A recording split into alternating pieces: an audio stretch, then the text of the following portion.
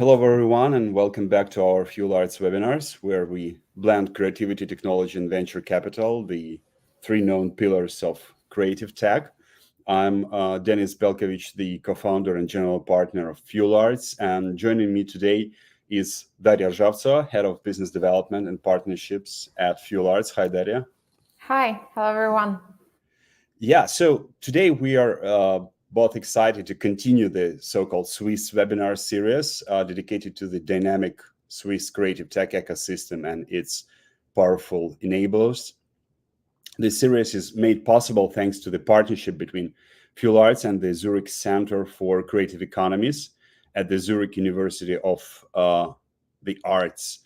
And our first joint endeavor, you've probably heard about it, the Swiss Creative Tech Startups Report, 2024, the first edition, will be published quite soon, within 2 weeks. And this report will showcase educational initiatives, venture support, partnership opportunities across the 26 marvelous cantons of Switzerland. So you can see the screenshots from this 99 pages report. And we are proud that we did that job with the help of the Zurich Center for Creative Economies and also with the help of our today's guest. So our today's discussion will focus on the role of accelerators and incubators in supporting entrepreneurs and founders in Switzerland.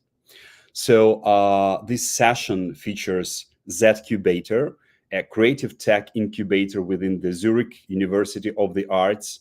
Z-Kubator fosters the development of independent artists, cultural producers, and designers who are studying at the university. So I'm happy to introduce you to Z-Kubator and its head, Philipp Kotsopoulos. Philipp teaches courses in fundraising and project management. His previous occupations include business development, managing directorship, e-commerce, expertise, different positions at a number of companies in Switzerland and across the European Union. And also Philipp has been part of the founding teams of several startup and spin-off companies, and holds a BA in International Affairs and Governance from the University of St. Gallen, Switzerland. I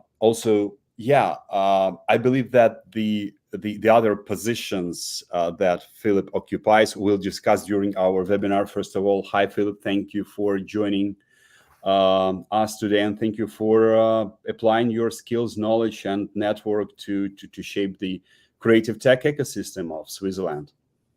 Hi, Philipp. Thank you very much. Great being here.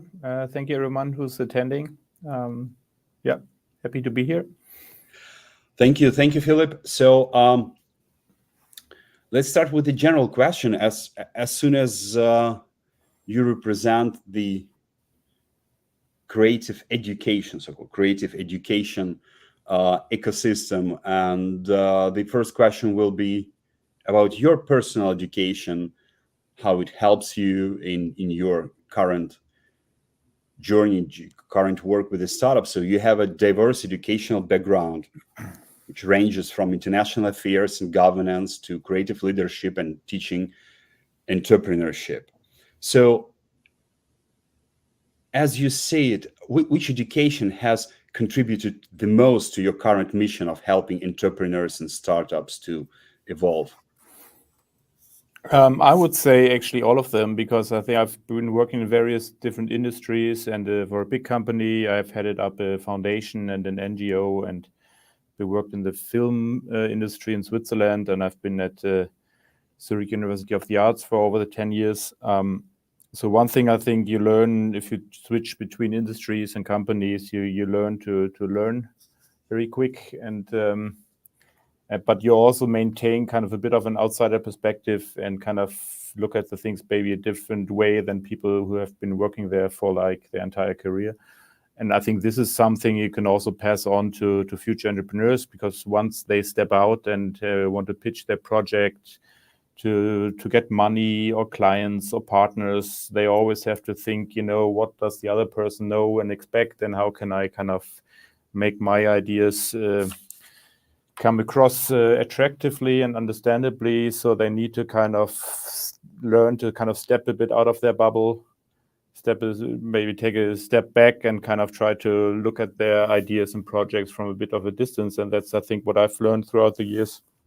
And of course, it's not bad to have been part of this process myself. I haven't been a founder myself on my own money, so to say, but I've been part of various founding teams in various constellations. So yeah, I think you learn a lot and you can pass it on. And of course, you also build a network which you can then also use to connect our students and alumni to the outside world. Thank you, Philipp. Yeah, I think it's also really interesting to know, like when people are creating something big, and it's really interesting to know how did it start actually. So could you discuss the origins of Z-Kubator and what motivated its establishment by the Zurich Center for Creative Economies, and what is actually the primary mission?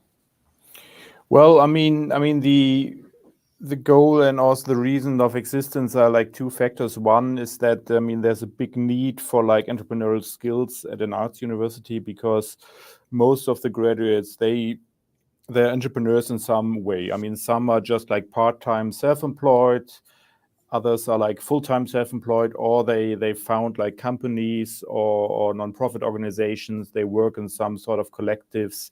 And most of them actually have like a whole portfolio of activities. So they don't do just one thing, but combine like various activities.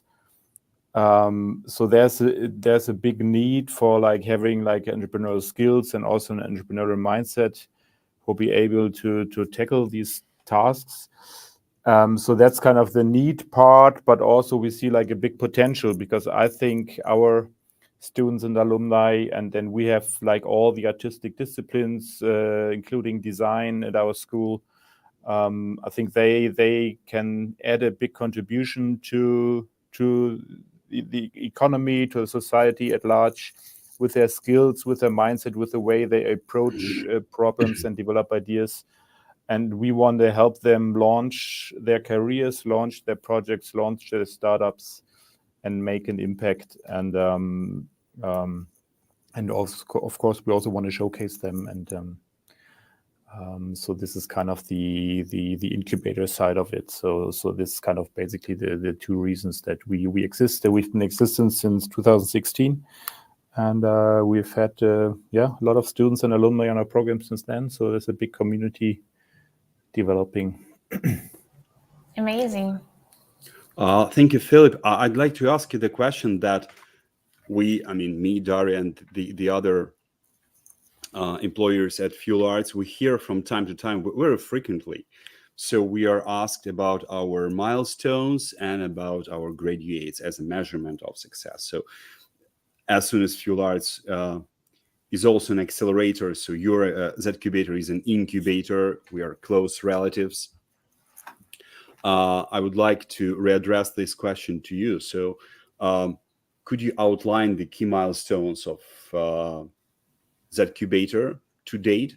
And are there any startups that have emerged from your program that you consider particularly emblematic of your organization's success? Yeah, sure. We have, we are not like in the business of counting like everything we do at an arts university. So there's a big like intangible part of what we do, and that's kind of inherent in our disciplines. So I would say like one big milestone is that nowadays students and alumni of ours, they consider themselves being entrepreneurs and having an entrepreneurial mindset, which wasn't like a given when we started out 2016. Back then, it was still like a bit of, what is this entrepreneurship thing all about? And is it really something for us? Or is it just like, slick guys wanting to make as much money as possible, which is not exactly what art students are all about. So there was a big like hesitation. And I think through the way we've designed our programs and we've dealt with our students, we've managed to kind of change this mindset a bit and kind of make them embrace entrepreneurship as a necessary toolkit basically for them, and also kind of as a part of their mindset of how they approach things, and they are also not afraid of talking about money nowadays. So I think that's kind of a big achievement, and in a kind of an intangible way.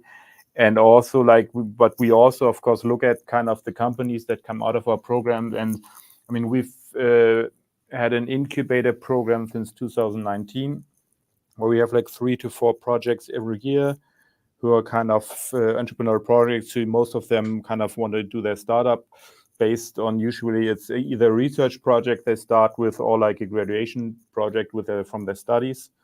And out of the 16 projects that completed the program until last year, 15 actually founded their companies. So I think that's one good achievement. Of course, that's still in the early phase, and there's still a lot of obstacles and things might happen, but still, I think it's a good start and a good track record. And also one thing we tracked recently, because I mean, it's not only kind of this classic growth cases we have, so it's not necessarily about like market capitalization and all these kind of factors with a lot of like creative startups. But one thing we found out is that with every Swiss franc we supported them, because they also get some money from us, like a grant. They were able to raise more than 7 francs on their own. So like every Swiss franc we gave them was multiplied by 7 in terms of the impact we generated. So they were able to find more money on this basis, like grants, but also investors and stuff. So I think that's also a good way that how this kind of initial incubation period can lead to have a multiplying effect and create much more impact actually. So yeah. Thank you, Philip. We've started receiving the questions from the audience. Yes. Olu is, as always, very gentle, saying she's waiting for great insights, and asks her first question. So what supporting role did the government university at the beginning in 2016? How have you sustained your programs from 2016 to date? Thank you, Olu. Yes. And yep. Philip. Thank you for the question.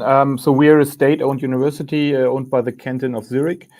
And we are fortunate to have our core budget financed by the university. So we are a staff of 3 with 2.4 FTEs or 2.5 in total. So our core budget and everything we do for our students is actually financed by the university. Everything we do for our alumni after they graduated, and our programs target alumni up to 2 years after graduation, so in this very early phase after the studies. That part we have to finance with external sponsors. So we work with a private foundation and also a bank that finances the Center for Creative Economies as a whole, and we are part of that as well.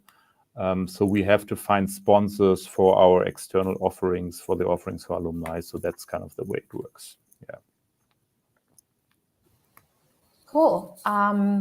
Yeah, I have a question regarding the community. And I think the audience also will be really curious to know more about the community of Z-Kubator graduates. So how does your organization maintain the engagement there with them, and how it works?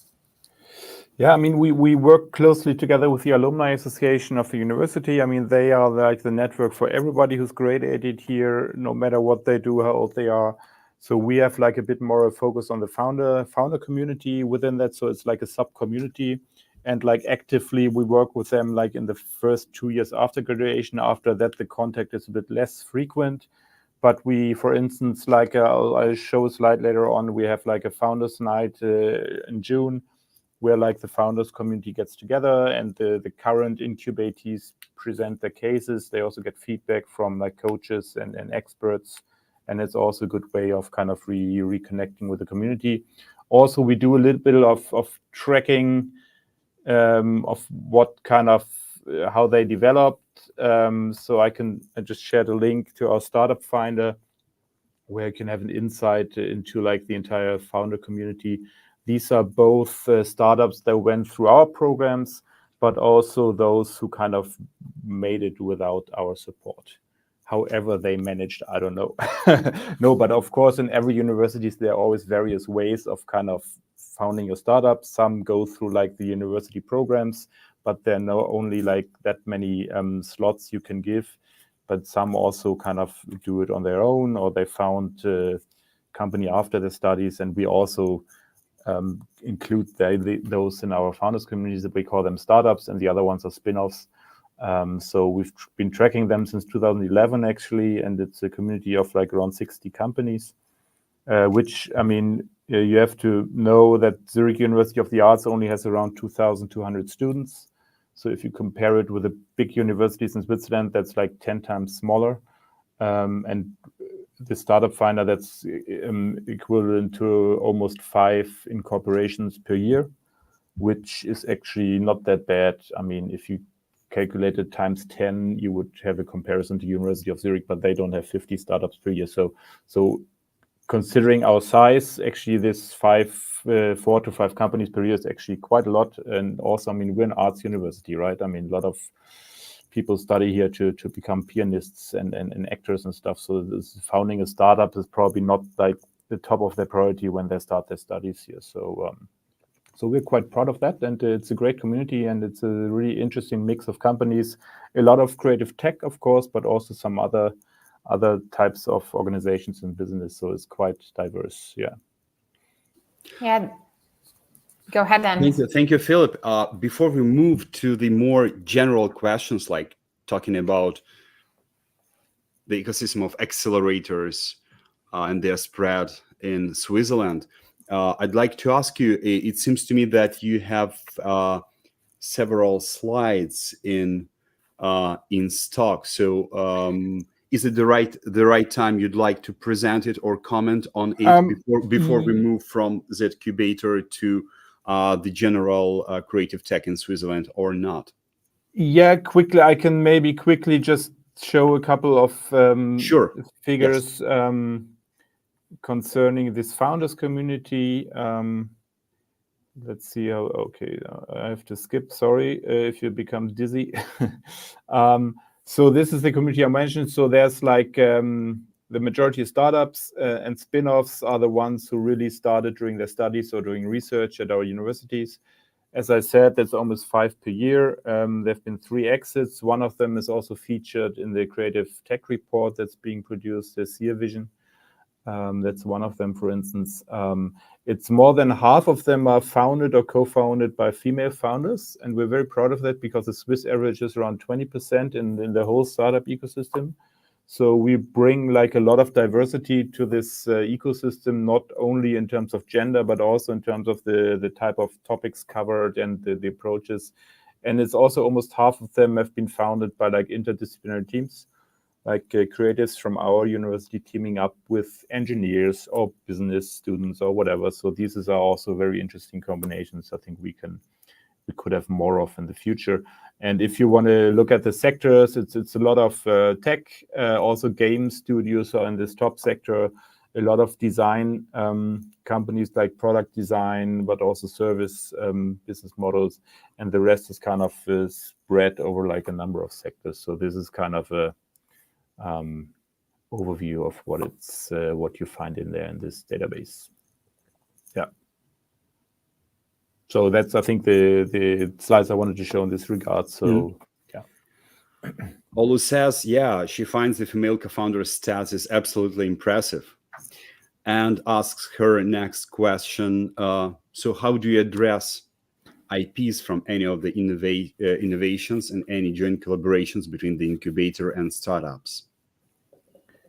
Yeah, I mean, IP is a bit more tricky at an arts university, like at a technical university where it's more about patents and software code. I mean, designers are not inventors, right? So sometimes it's about patents, but usually it's when they team up with like engineers and they have joint projects. But also, I mean, the IP is often like not that strong, and that's also a bit of a challenge in terms of finding money later on. So, but we have like these classic spin-off contracts, and they also, I mean, if it's like a commercial business model, these contracts actually include that like a bit of money is going back to the university if the company actually makes some money, but it's kind of, in our case, it's more like symbolic amounts, and they also go directly back to the programs they came from, like, or the research programs. So it's not going into the overhead of the university or anything. So it's going back to where it started, and these are actually quite small amounts. And we don't take any shares in the company, so we're quite friendly in this regard. But IP is not that easy because it's not always straightforward about patents. Sometimes it's a bit of a different, and also if they work with externals, it's kind of sometimes it's a bit messy because they start looking at this factor a bit late after they started, and then somebody has been involved from external. So it's our legal services sometimes is busy kind of untangling kind of the situation. So we also try to educate them in order to look at these issues like beforehand and have like a clean setup in this regard. Yeah. Thank you, Philipp. So I've already announced and promised you the question about the general situation with accelerators and incubators in Switzerland. So how extensive is this network? What could be improved in creative tech sector and in general, I mean, in acceleration?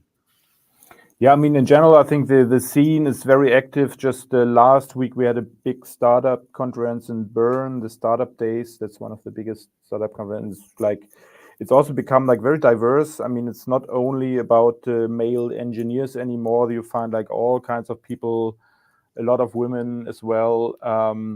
Of course, AI is kind of the current topic everybody wants to talk about. But there's also, I mean, there are big female founder initiatives in Switzerland that have a big platform now. There's also increasing focus on topics like impact investing and social entrepreneurship. Of course, what we would like to see more of is like the creatives being more an active part of it. I think they are part of it, but not like probably that visible. So they're kind of in there somewhere. So I think it would be nice to have more collaborations where like designers, for instance, get together with engineers and they jointly develop startups. There are some very interesting cases. I mentioned Sear Vision. There's some others like this. So the earlier, the better they get together and jointly develop something. I think that's definitely one thing. That's also, of course, also then featuring going back to this creative tech report where you can actually see that. So this from our side, I mean, this would be like I think also a good contribution because there's also kind of different approaches, different topics coming. So it's becoming even more diverse then and then more interesting. Yeah. Thank you. Olu finds it impressive that you're not taking a share from the companies, so that gives more room for Z-Kubator to focus on your core mission. Well, you have to say that the universities in Switzerland have been so far quite well off financially. There hasn't been that much pressure to save money. I think we're getting signs that this is changing a bit now. So maybe if we do this talk in 5 years, the situation might be different. You never know. So let's see. Yeah. Yeah, I mean, from our perspective, I mean, on behalf of Fuel Arts, it's the answer has two sides. From the one hand, yeah, it gives more focus. I mean, not taking equity gives more focus on the mission of the incubator, especially when it's initiated by the top university. From the other hand, when you do not take equity, sometimes accelerators, incubators that do not take equity, they forget about their alumni and forget about their graduates and do not care that much. It's like the investors or the founders who haven't invested their own money into the startup, so they do less care about this startup than if someone else, if the third party has invested, because they haven't lost a penny of their own. They do not know how to survive. Good. Daria, your turn. Yeah. I just want to talk a bit about, like particular directions in the creative tech industry. So I think many of us noted that when we're discussing Swiss creative industries, architecture and game design often come to mind. So as a specialist in this field, what factors contribute to the success of Swiss game development, and what are the current challenges in this sector? Yeah, because Philipp is one of the top specialists in gaming industry. I mean, or better say that's your passion. Are we right? Yeah. Yes and no. I'm trying to limit my son's gaming time a bit, but that's a different challenge. I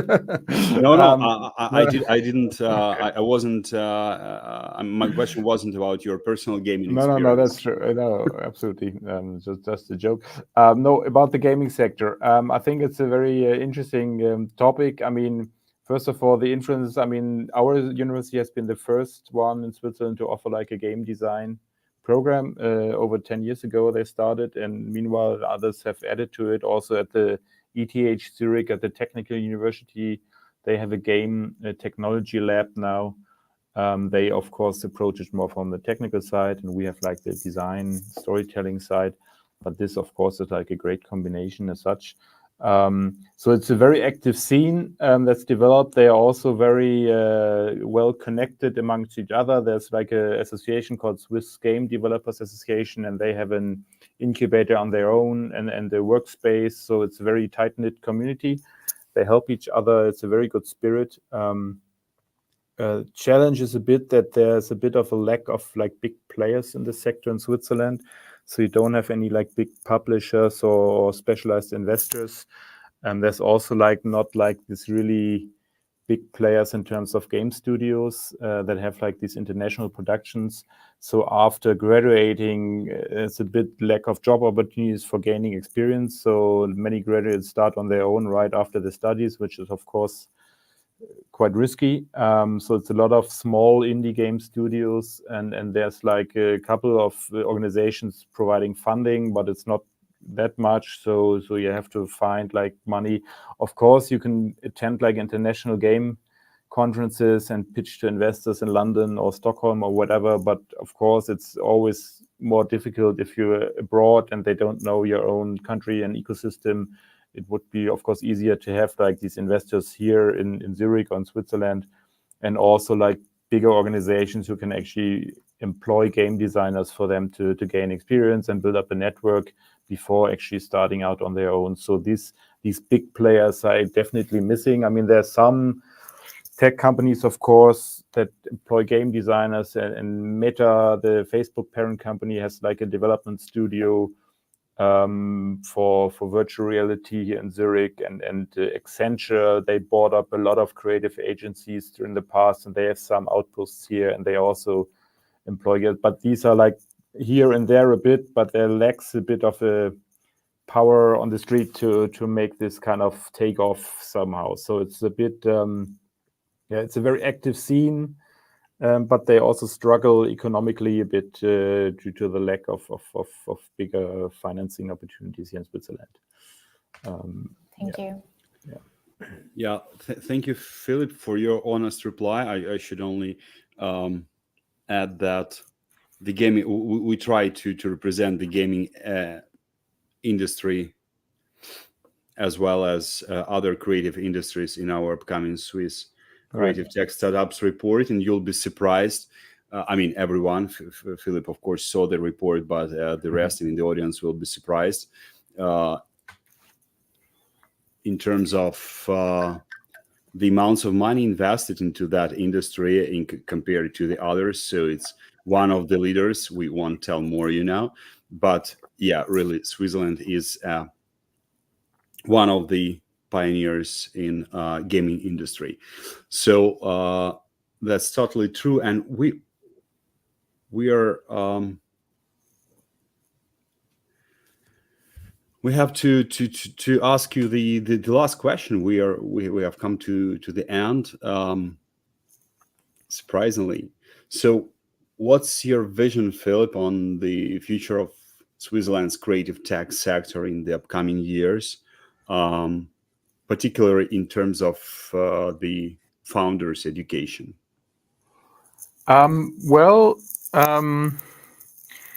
Yeah, I think it's a bit difficult to sketch out like a vision for the entire sector.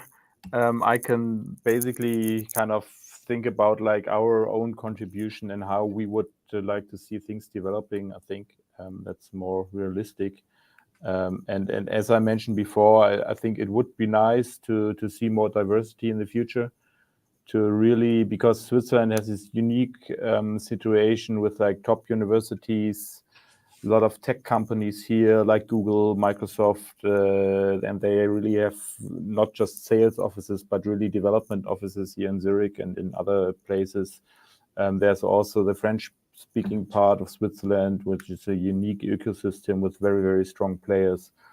As you have good education, stability, obviously a high quality of life, so it's a very attractive place. It's also becoming more and more international. So it's a big design tradition, of course, coming from graphic design and furniture and all that kind of stuff. So it would be nice to bring all these parts together even more. I mean, there's been a lot of collaborations, and I think if you want like strong startups and innovative startups, you have to really start during the studies and the research phase. That's where kind of the foundations are laid. That's where the IP is being developed. And if we manage to have like more joint labs with other universities, like engineers with designers, maybe lawyers, business students, whatever, medical is a big topic at the moment, the whole med sector. So if we foster these more and stop like working in our silos and like everybody from themselves, but create more this interdisciplinary links like really early on during the studies and research phase, then I think you can have like a whole new quality of companies coming out of that. Because the money is there. I think that's never been like the biggest problem. Of course, like at a later stage, if you really go unicorn style, then I think the bigger investors are still a bit missing here in Switzerland, and a lot of startups have to find the money abroad. But that's kind of a later stage problem. But at the beginning, it would be nice to have it's more like interdisciplinarity. Yeah, that would be a nice vision to pursue, I think. Yeah, sounds very inspiring and really professional. Thank you, Philipp, for being today with us. And we wish true luck to Z-Kubator, to your, we are grateful for what you're doing for the startups. And we're pretty sure that startups are more than happy to be educated by you and your team. Can I just share 2 more links if it's possible? I mean, Sure. If you're interested in kind of finding out about more of our founders, we also have a blog where we share, kind of we portray them. Yeah, we will post it in the comments right now. Yep. And we have this Founders Night I mentioned, June 18th. So if you're around Zurich, you're happy to register. I think the official deadline already passed, but you're still open. So if you want to check it out by yourself, we also do. I mean, tonight the degree show is opening at our school. That's where the fresh graduates present their works. So it's always a great chance to see like what's cooking in the art and design world and the whole place. I mean, our whole university is like a giant incubator, so it's constantly being produced, showcased. So it's a great time to visit and check it out. It's going for 2 weeks, and we'll have a guided tour during that Founders Night. So yeah, if you're in Zurich. Yes, the both links are here, but in order to make them clickable, you have to go to either our Facebook page or our YouTube page or LinkedIn page and see the comments. So those links have been posted as comments, and they are clickable there. So you can also go to our website and then see these informations quite prominently. So yes, or just copy or stay in your mind Z-Kubator WhatsApp and then go to ZHdK. So yeah, great. So we're done for today. And thank you again for visiting us, and we'll be happy to continue collaboration with your university. Yes, looking forward to the report. Thanks, everybody. Thank you. And our audience should be prepared for the next week's guest. They will be from the AI sphere. We won't disclose their name so far. But yeah, let's speak about Swiss AI approach. Oh, sorry.